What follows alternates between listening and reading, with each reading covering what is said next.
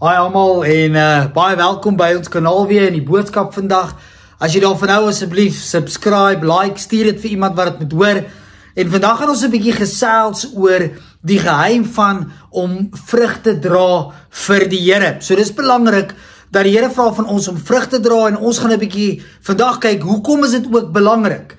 Jy weet, nie net vir die impak wat dit het op ander nie, maar ook vir ons. En ons gaan na hierdie gedeelte in Markus 11 kyk vandag en ons gaan sien hoe die Here dan ook afsluit, hoe Jesus afsluit met gebed en die belangrikheid hoe hierdie hele gedeelte saam ingetrek word rondom gebedsverhoring ook. So, kom ons gaan saam na Markus 11 toe. Nou kom ons lees dit saam in Markus 11 vanaf vers 12 tot en met vers 14 en dan ook weer vanaf vers 20 tot en met vers 25. En ons gaan daai gedeelte kyk waar dit praat van die vyeboom. Nou dit sê hierso, toe hulle die volgende dag van Betania af terugkom, het Jesus honger gekry en hy sien toe op 'n afstand 'n vyeboom met blare aan en gaan daarheen om te kyk of hy nie miskien 'n vy daaraan kry nie. En toe hy daar kom, kry hy niks nie, net blare, want dit was nie vye tyd nie. En hy sê toe vir die boom, van jou sal niemand tot in der ewigheid ooit weer 'n vye eet nie. En sy disippels het dit gehoor. En dan as ons verder gaan na vers 20 toe, dan sien ons toe hulle die volgende môre vroeg by die vyeboom verbygaan, sien hulle dat hy tot in sy wortels verdroog het. Gedagtig aan wat Jesus gesê het, sê Petrus vir hom, Rabbi, kyk, die vyeboom wat u vervloek het, is verdroog. En Jesus sê toe vir hulle, julle moet geloof in God hê. Dit verseker ek julle, elkeen wat vir hierdie berg sê, lig jou op en val in die see, en daarby nie in sy hart twyfel nie, maar glo dat wat hy sê gebeur, vir hom sal dit gebeur. En daarom sê ek vir julle, alles wat julle in die gebed vra, glo dat julle dit sal ontvang, en dit sal vir julle so wees. En wanneer julle staan om te bid, en julle iets teen iemand het, vergewe hulle, dan sal julle Vader wat in die hemel is, julle oortredings ook vergewe. En so belangrik, wanneer ons kyk na hierdie gedeelte van die vyeboom, dan is dit ook 'n profetiese aksie. Wanneer ons gaan kyk na die volgende skrifgedeeltes, en ek gaan dit hier vir julle neergee, Hosea 9 vers 10, Jeremia 8 vers 13 en Micha 7 vers 1 word Israel, die volk, ook baie keer genoem as ook die vye of vyeboom. Dit word in vergelyking getref met dit. En so wat Jesus hier eintlik in kortliks wil kom sê is, hulle is besig met godsdienstigheid. En Israel lyk soos hierdie boom met die baie blare, van ver af lyk dit of daar vrug is, maar daar is nie. En as gevolg van hulle tradisies, hulle godsdienstigheid, dan sien ons ook dat in 70 na Christus, dat hulle ook dan Jerusalem vernietig word, en dit word oorgeneem deur die Romeine, en so is dit belangrik, dat Jesus eintlik hier met hierdie vyebome 'n illustrasie wil kom wys, dat wanneer ons net besig is met godsdienstigheid, ons gaan verdroog. Ons gaan nie daai lewe gee nie, ons gaan nie vrug dra nie, en so is dit belangrik dat hierdie hele konteks is 'n profetiese aksie, maar dan gaan ons dit ook deurtrek na jou en my toe vandag, waar God wil hê ek en jy moet vrug dra. Om net godsdienstig te wees, is soos iemand soos hierdie vyeboom, wat net blare het, maar daar's nie vrug nie.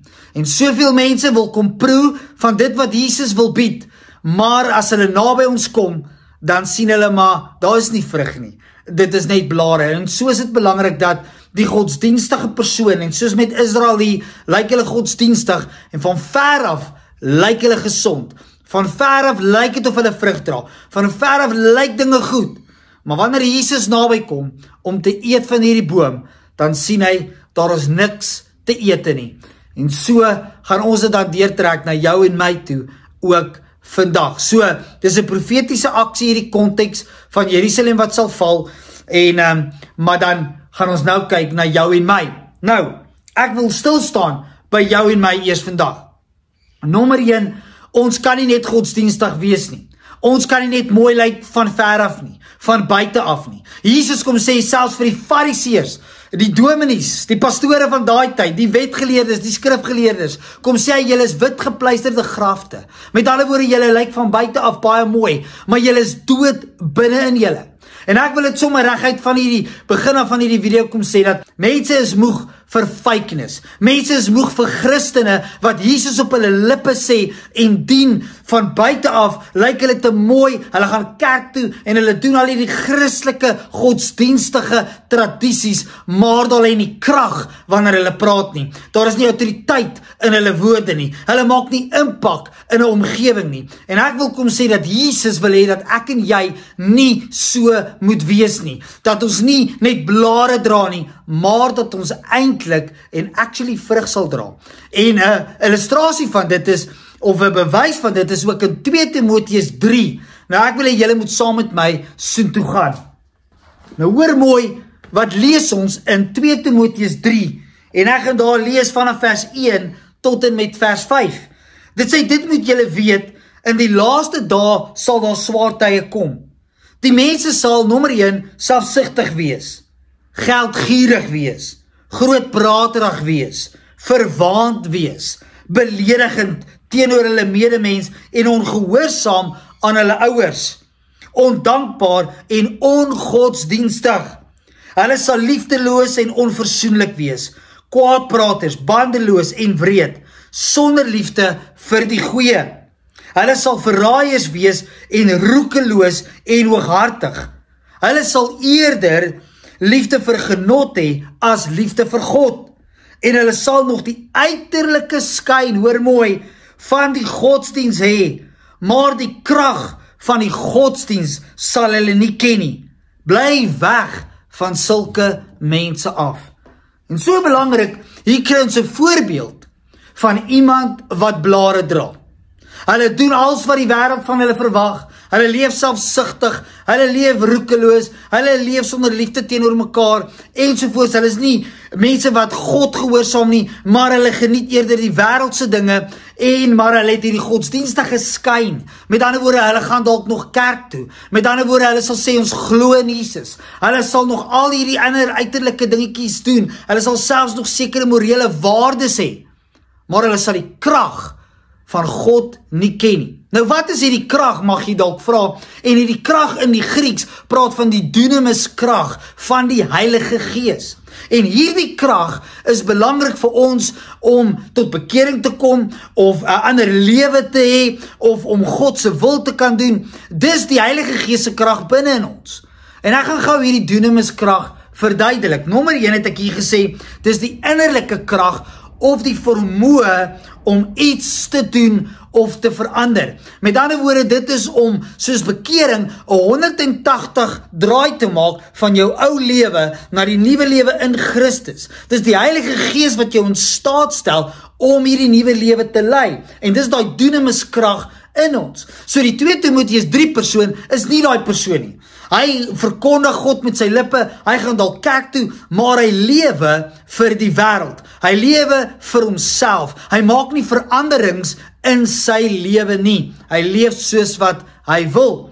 Dan verder sien ons dis ook 'n bonatuurlike krag, 'n goddelike krag wat ook deur ons lewe werk om ons meer heilig te maak. So behalwe dat 'n persoon tot die besef kom, my lewe moet verander en hy begin sekere goed te verander, is dit ook hierdie dunamis krag van die Heilige Gees om ons te help om elke dag sonde te oorwin. Om al hoe meer soos Jesus te lyk. Wanneer ons gaan na die 2 Timoteus 3 persoon toe, dan sien ons, hulle stel nie eers belang nie. Hulle leef soos die wêreld en doen dan net sekere tradisies of rituele, maar verder leef hulle vir hulle self en selfsugtig.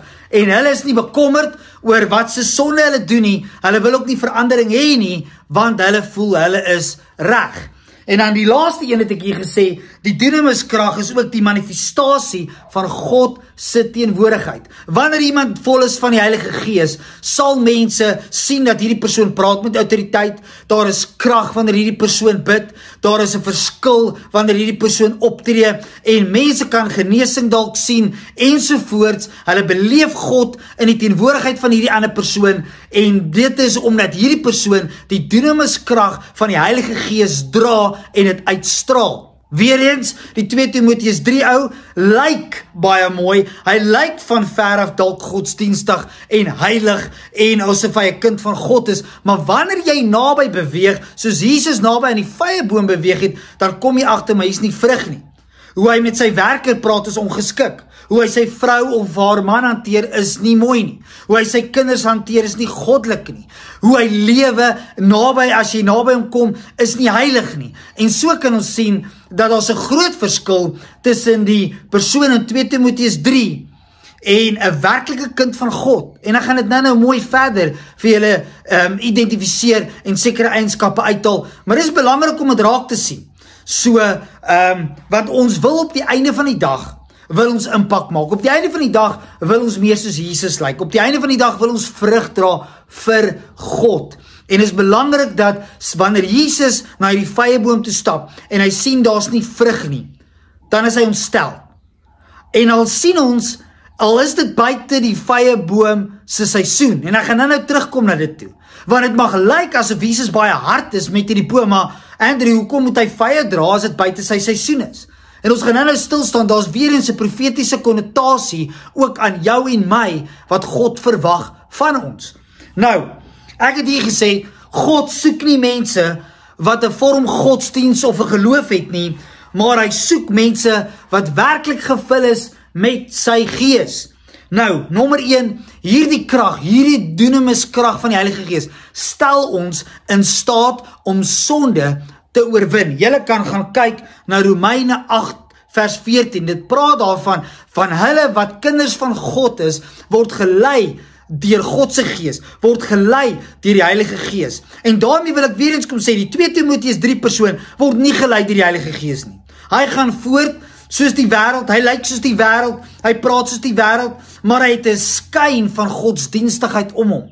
Hy sal nog sê, ek glo in God, maar God is vir hom op 'n afstand, hy het nie 'n verhouding met God nie. Hy gaan dalk kerk toe, maar uit tradisie uit, want sy ouers het dit so gedoen, dis wat dalk verwag word van hom. Hy is dalk iemand in die samelewing wat belangrik is, en baie keer word ons gesien as ons kerk toe gaan, en daarom doen hy hierdie goed, maar hy oorwin nie sonde nie. Hy word nie gelei deur die Heilige Gees nie. Nommer 2 het ek gesê, die dunamis krag van die Heilige Gees stel ons in staat om 'n getuie vir Jesus Christus te wees. In Handelinge 1 vers 8, dan sien ons dit ook, en dit is belangrik dat iemand wat die Heilige Gees het, sal getuig van God. Hy sal praat van Jesus. Hy sal nie skaam wees nie, hy sal nie wegkruip oor dit nie, hy sal nie terughou oor dit nie, maar hy sal sy lig skyn, hy sal sout wees, en hy sal die naam van Jesus Christus ook verkondig waar hy beweeg.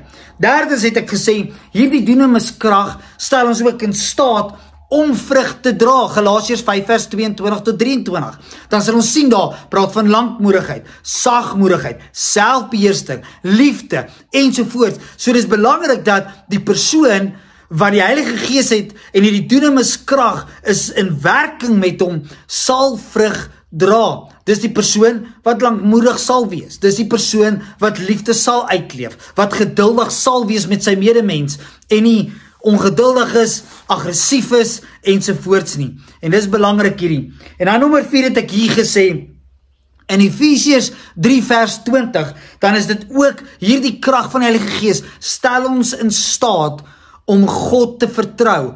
Dit stel ons in staat om absoluut in God te glo, nie net in hom in te glo nie, maar ook te glo dat hy vir ons gaan deurkom, dat hy vir ons gaan versorg, dat hy ons gaan beskerm. So dit praat van 'n lewende verhouding met God dan ook. Julle kan na Efesiërs 3 vers 20 gaan lees. En so is belangrik, want Timoteus kom sê vir ons dat hierdie einste persoon ken nie God se krag nie. Met ander woorde, hy ken nie hierdie dunamis krag nie. En die Heilige Gees werk nie deur hom nie. En daarom is dit belangrik, ons kan die verskil sien tussen iemand wat godsdienstig lyk versus 'n werklike kind van God. En dit is belangrik dat ek dink in hierdie tyd waar ons nou lewe, dat ons gaan begin hierdie skeiding maak, en dat ons eerlik is oor dit. Vir te lank is baie mense godsdienstig, kerkgaande mense, maar ons sien daar's nie impak nie. Ons sien daar's nie wonderwerke nie. Ons sien die werking van die Heilige Gees word geblus. Ons sien dat daar's nie heilige lewens nie. En as gevolg van dit, sien ons 'n generasie vandag wat nie meer glo nie. Sien ons 'n generasie vandag wat dink dat Christus is nie werklik lewendig nie. Sien ons 'n generasie vandag wat nie wil kerk toe kom of wat die geloof van Jesus Christus wil aanneem nie, want hulle dink dis net 'n tradisie. En ons doen dit maar omdat ons dalk Afrikaans is, ons doen dit maar omdat dit verwag word van ons, maar daar's soveel meer. Ons kan in hierdie koninkryk beweeg. Ons kan 'n lewende verhouding met Jesus Christus hê. Nou, hoe dra ek en jy vrug? Wat is belangrik? Hoe kry ek en jy dit reg? Dat hierdie dunamiskrag van die Heilige Gees deur ons werk en dat ons werklik vrug dra en 'n impak maak vir Jesus Christus. Nou, julle kan saam met my gaan na Psalm 1 toe. Nou, hoor mooi wat sê Psalm 1 vir ons, vanaf vers 1 tot en met vers 4. Dit sê dit gaan goed met die mens wat nie die raad van goddeloses volg nie met sondaars omgaan en met ligsinniges saamspan nie, maar wat in die woord van die Here sy vreugde vind. Dit dag en nag oordink. Hy is soos 'n boom wat by waterstrome geplant is, wat op die regte tyd vrugte dra en waarvan die blare nie verdroog nie. Hy is voorspoedig in alles wat hy aanpak. Nou hoor mooi, dit sê vir hy wat sy vreugde in die woord van die Here vind. Hy wat dit dag en nag oordink, is soos 'n boom wat by waterstrome geplant is en wat op die regte tyd vrugte dra. En so belangrik vir jou en my, wanneer ons kyk na wat voed hierdie boom, dan word die water vergelyk met God se woord wat ons inneem. En so is dit belangrik ook, wanneer ons kyk na die vyeboom, was hierdie vyeboom dalk op 'n dorpplek, hy was nie naby waterstrome nie, hy was dalk nie gevoed nie, en daarom het hy ook nie vrug gedra nie. So vir jou en my om vrug te dra, moet ek en jy die woord van God dag en nag oordink. Moet ons dit eet, moet ons dit inneem, want vanuit dit verander dit ons denke, ons spraak, hoe ons lewe, en so kan ons vrug dra. Dit is belangrik vir jou en my om te besef, dat daai water van die woord van God is wat ons gaan voed om vrug te dra. En vanuit die vrug dra, sal ons dan ook impak maak.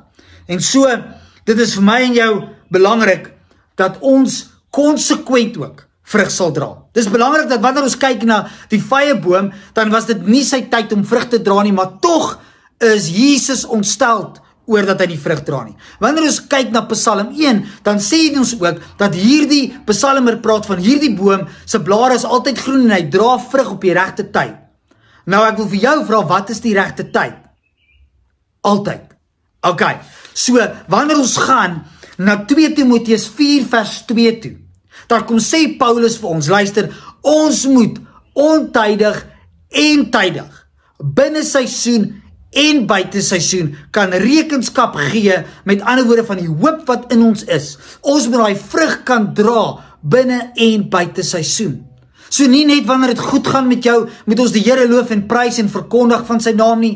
Nie net wanneer dit sleg is, moet ons nou indruk in sy teenwoordigheid, want ons soek 'n oplossing nie. Maar konsekwent, elke dag moet ons vrug dra. Dis wat Jesus verwag. Hy was nie baie gelukkig met daai vyeboom nie, en hy gaan ook nie met ons gelukkig wees, wanneer ons besluit, wanneer wil ons vrug dra nie. Hy wil hê ons moet dit konstant doen, binne en buite seisoen. Nou, ek wil oorgaan na Johannes 15 vers 7 tot 8 toe. Want dit is belangrik hier dat die Vader se wil is, dat ek en jy sal vrug dra, en dat ons baie vrug sal dra vir hom. Nou gaan saam met my sin toe, Johannes 15, ons gaan daar stil staan. Nou hoor mooi, wat sê Johannes 15 vers 7 en 8, en dan gaan ons ook hierdie ander gedeelte lees, vers 16. Dit sê, as julle in my bly, en my woorde in julle, vra dan net wat julle wil hê, en julle sal dit kry. My Vader word juist daardeur verheerlik, dat julle baie vrugte dra, en my disippels is.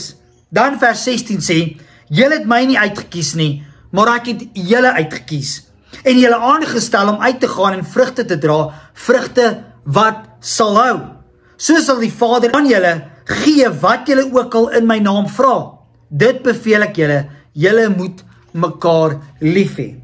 Nou interessant, wanneer ons teruggaan na Markus 11 toe, dan sien ons die konnotasie van gebed en vrug dra is baie naby mekaar.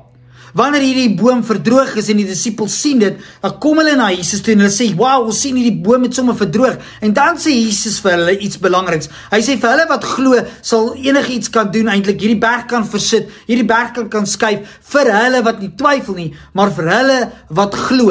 En interessant, hy praat daar met sy disippels. Wanneer ons kyk na die gedeelte in Johannes, dan praat hy met sy disippels. En dan kom sê hy eintlik, ek het julle aangestel, sodat julle lekker baie vrugte kan dra vir my, en saam met dit, vra net wat julle wil, en ek sal dit vir julle gee. Met ander woorde, Jesus kom trek die konnotasie van gebedsverhoring ook, met hulle wat sy disippels is, met hulle wat hom gehoorsaam, met hulle wat vrug dra. En as jy dalk vir my sê, maar Andrew, ek sien nie die konnotasie daar nie, ek sien nie heeltemal hoe jy daarby uitkom nie, gaan ek gou vir julle in Jakobus lees. Kom ons gaan saam na Jakobus 4 toe. Nou hoor mooi wat sê Jakobus 4 rondom gebedsverhoring en ook vrug dra. Nee, dit sê so vanaf vers 1, dit sê, waar kom die stryd vandaan? Waar kom die rusies onder julle vandaan? Kom dit nie van julle selfsugtige begeertes, onthou, 2 Timoteus 3 oukie, selfsugtige begeertes, wat gedurig binne in julle woed nie. Julle wil dinge hê, maar kry dit nie. En dan wil julle moord pleeg. Julle is jaloers op 'n ander man se goed, en kan dit nie in die hande kry nie, en dan maak julle rusie, en beklei julle.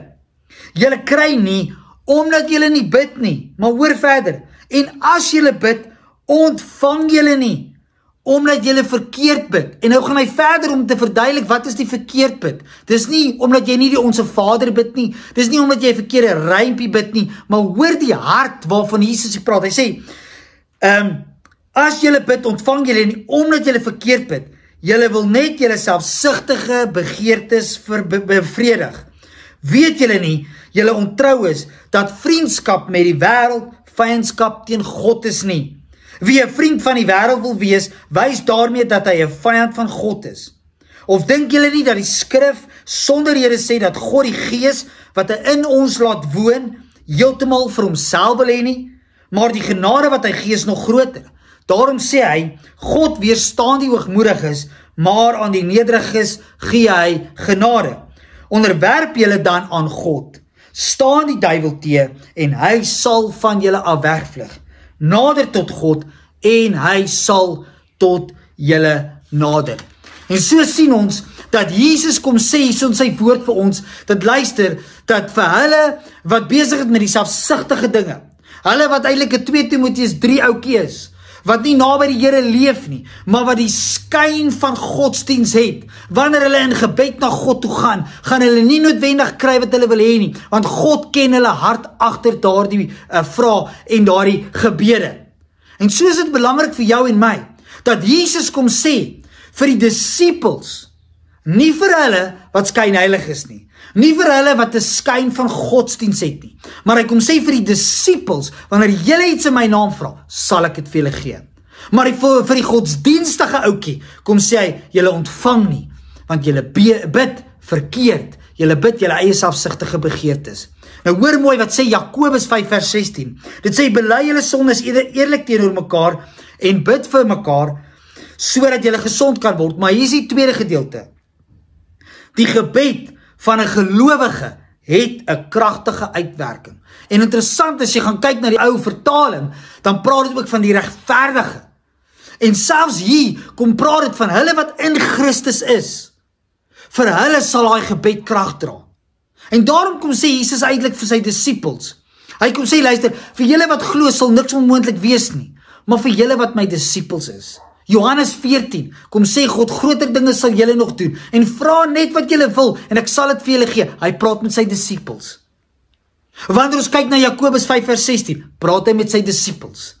En hy sê hierso, vir elkeen wat my volg, vir elkeen wat binne in my bly, Johannes 15, vir elkeen wie my aangeneem het, en ek is in jou en jy is in my, vir julle, wanneer julle iets vra, sal ek dit gee.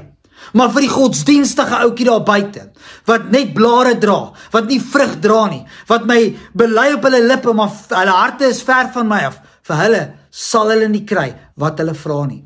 En daarom trek Jesus hierdie ook, die vyeboom, die hele ding van vrug dra saam met die geloof en die gebed, om te sê dat luister, hulle wat vrug dra, is werklik my kinders, en vir hulle, wat ook al hulle vra, sal ek gee, maar vir hulle wat godsdienstig is, vir hulle wat die skyn van godsdienst het, maar nie werklik die krag van God ken nie, waar die Heilige Gees nie werklik al oorgeneem het nie, waar die dynamiskrag nie in beweging is in daai persoon nie. Vir hulle, wanneer hulle bid, omdat hulle selfsugtig bid, omdat ek hulle harte ken, ensovoorts, en sal ek nie gee wat hulle vra nie. En so is dit belangrik vir jou en my, om te besef vandag, dat die geheim van vrug dra, is nie net dat ons vrug dra en 'n impak maak na buite toe nie, maar dit is ook 'n geheim van wanneer ons naby aan die Here leef, en ons dra vrug, dan sal hy ook vir ons gee wat ons vra, sodat ons weer eens verder 'n impak kan maak vir sy koninkryk. So mag hierdie boodskap jou geseën het vandag, mag ek en jy tot 'n besef kom, en vir onsself afvra, soos ek vir myself, Andrew, moet afvra, dra ek vrug? Leef ek naby aan die Here? Of het ek net blare? Wanneer mense my sien op 'n afstand, lyk ek dalk goed, lyk ek dalk goddelik, lyk ek soos 'n Christen, maar wanneer hulle naby kom in my lewe, dan sien hulle nie, maar hier is nie vrug nie. Hulle kan nie eer daarvan nie.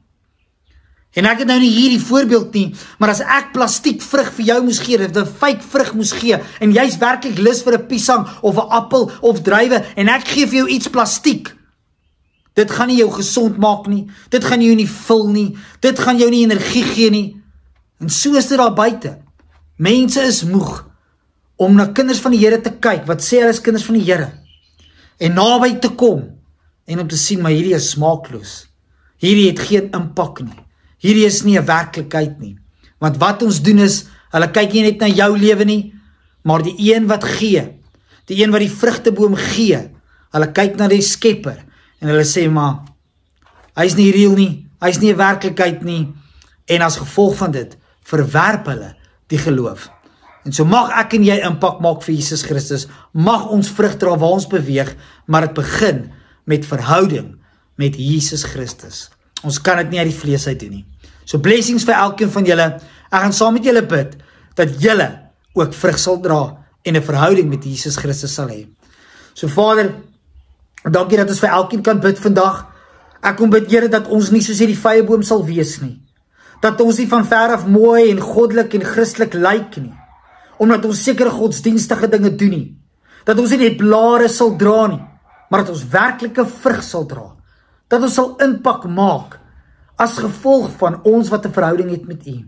Here, mag ons 'n honger en 'n dors hê, om tyd met U te spandeer, om in te druk in die teenwoordigheid, om Here U te loof en te prys, ontydig en tydig, nie net wanneer dit ons pas nie, maar konstant. Mag ons konsekwent wees in ons verhouding met U, en konsekwent wees in ons vrug dra ook, Vader, sodat die wêreld kan besef, U is 'n werklikheid, and that they may see and taste that the Lord is good. Ja, Here, ons kom loof en ons kom prys U. Wees met elkeen wat hierdie video ook vandag kyk. Help hulle, dra hulle, beskerm hulle, seën hulle, sodat hulle ook sal vrug dra.